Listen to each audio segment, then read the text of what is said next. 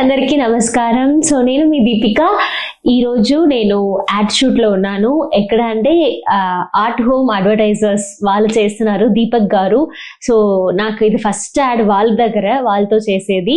కానీ నాకు చాలా ఫ్రెండ్లీగా అనిపించింది, చాలా సూపర్గా వర్క్ అయితే చాలా సూపర్గా ఉంది, చాలా excellent work and very friendly. So art home అడ్వర్టైజర్స్లో నేను ఈరోజు పని చేయడం నాకు చాలా హ్యాపీగా అనిపించింది. Thank you.